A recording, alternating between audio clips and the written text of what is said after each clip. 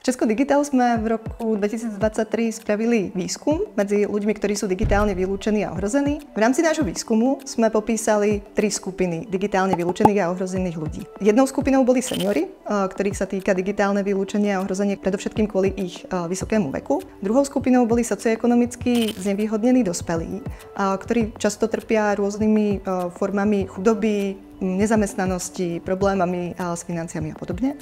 A treťou skupinou boli deti, často z vylúčených lokalít, ktoré sú digitálne predovšetkým ohrozené. Pretože digitálne vylúčenie a ohrozenie sa netýka len veku, ale aj socioekonomického vylúčenia. A ľudia, ktorí sú digitálne vylúčení a ohrození, sú častými klientami sociálnych služieb. A to znamená, že rôzni zamestnanci v sociálnych službách o nich sa starajú, radia im, pomáhajú im riešiť rôzne životné situácie.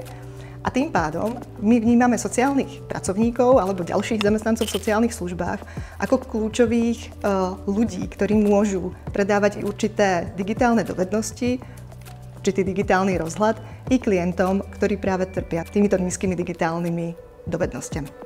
Sociálnych pracovníkov je v Českej republike 100 000 a práve oni majú veľkú príležitosť pomôcť ľuďom, ktorých sa týka digitálne vylúčenie a ohrozenie.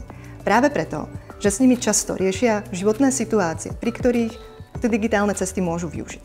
Keď hovorím o sociálnych pracovníkov alebo zamestnancoch v sociálnych službách, tak tým myslím rôznych pečovateľov, poradcov, ľudí, ktorí sprevádzajú svojich klientov pri riešení rôznych životných situácií. Taktiež terénni pracovníci, ktorí môžu pomôcť priamo v tom teréne vlastne klientom, ktorí to potrebujú. A práve pre nich je webová príručka Pomáhame Digital.